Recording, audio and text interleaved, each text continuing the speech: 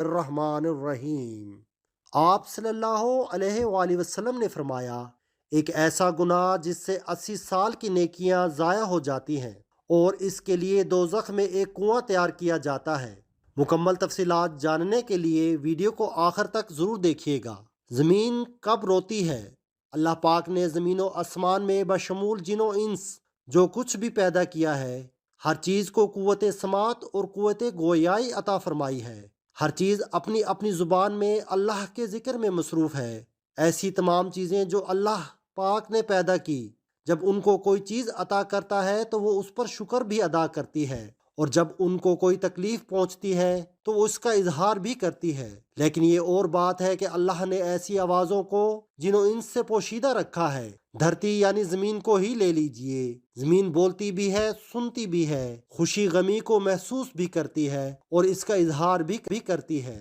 نبی کریم صلی اللہ علیہ وآلہ وسلم نے فرمایا، دو موقع ایسے ہیں کہ جن پر زمین روتی ہے۔ پہلا موقع یہ ہے کہ جب ناحق کسی کا خون بہایا جاتا ہے، مقتول کا قطرہ زمین پر گرتے ہی زمین پکارتی ہے، الہی مجھے اجازت دے تاکہ میں قاتل کو ابھی نگل جاؤں۔ آواز آتی ہے، صبر کر، یہ تیرے اندر ہی آئے گا۔ دوسرا موقع یہ ہے کہ جب زانی زنا کا ارتکاب کرنے کے بعد غسل کرتا ہے تو پانی کا پہلا قطرہ جب زمین پر گرتا ہے تو زمین زاروں قطار روتی ہوئی کہتی ہے، الہی مجھے اجازت دے تاکہ اسے میں نگل لوں۔ آواز آتی ہے، تھوڑی دیر صبر کر، یہ تیرے پاس ہی آئے گا۔ زناکاری ایک بدترین لعنت، ذلت اور پستی کی علامت ہے۔ ایمان، فعل اور جرم شنیک ہے۔ اس کا مرتکب وہی شخص ہوگا جس کے دل میں خوف خدا، عذاب، آخرت کا ڈر، آیت قرآنیہ اور احادیث نبوی کا پاس نہ ہو، اپنوں اور غیروں میں اپنی ذلت اور رسوائی کا ہو، اور وہ نہایت ہی بے غیرت، بے شرم اور بے حمیت جس کی انسانیت حیوانیت سے مغلوب ہو چکی ہو، اس جرم شنی اور حرکت قبیحہ کے ارتکاب کا مجرم ہو سکتا ہے۔ قرآن کریم نے زنا تو کیا، اس کے قریب جانے سے بھی منع فرمایا۔ بدکاری کے پاس نہ جاؤ، بے شک وہ بے حیائی ہے اور بہت ہی بری راہ ہے۔ یعنی زنا خود بھی کبھی اور دوسرے مقاصد کے اعتبار سے کبھی تر ہے اور ہزار بار لائق مذمت ہے۔ افراد کے روحانی پاکیزگی اور اخلاقی طہارت کے بھی منافی ہے۔ روحانیت کے چہرے پر ایک بدنما داغ ہے اور جسمانی معاشرتی مرتبہ کے لحاظ سے بھی قابل نفرت ہے۔ حضرت ابو ہریرہ رضی اللہ عنہ سے روایت ہے کہ حضور اقدس صلی اللہ علیہ وآلہ وسلم نے ارشاد فرمایا، جو عورت کسی قوم میں اس کو داخل کر دے جو اس قوم سے نہ ہو، یعنی زنا کرایا اور اس سے اولاد ہوئی، تو اسے اللہ عز و جل کی رحمت کا حصہ نہیں ملے گا اور اللہ تعالیٰ اسے جنت میں داخل نہ فرمائے گا۔ حضرت عبداللہ بن عباس رضی اللہ عنہ سے روایت ہے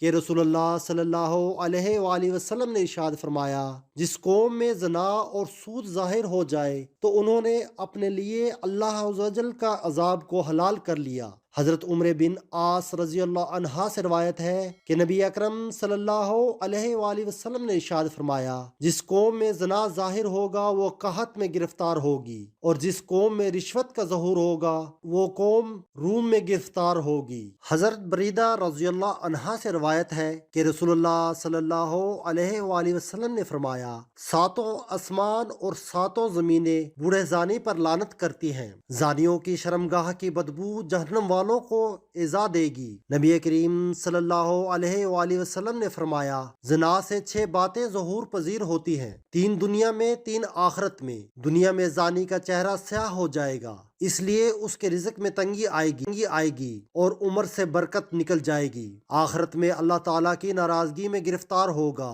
حساب میں سختی دے گا، عرصے دراز تک دوزخ میں رہے گا، بشرط یہ کہ ایماندار ہو، ورنہ ہمیشہ ہمیشہ اس کا ٹھکانہ دوزخ ہوگا۔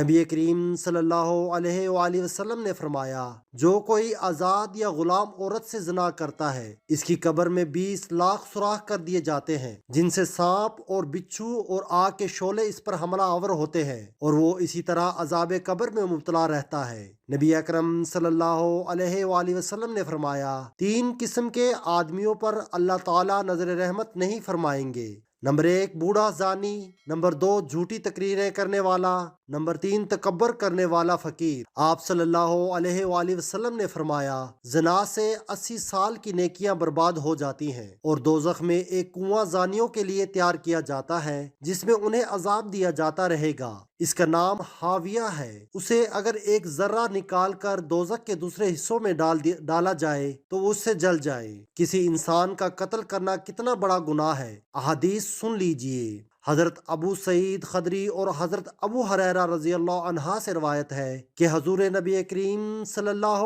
علیہ وآلہ وسلم نے مومن کے قاتل کی سزا جہنم بیان کرتے ہوئے ارشاد فرمایا، اگر تمام آسمانوں اور زمین والے کسی ایک مومن کے قتل میں شریک ہو جائیں تب بھی یقیناً اللہ تعالیٰ ان سب کو جہنم میں جھونک دے گا۔ قتل و غارت گری، خون ریزی اور فتنہ فساد اور ناحق خون بہا اتنا بڑا جرم ہے کہ قیامت کے دن اللہ تعالیٰ ایسے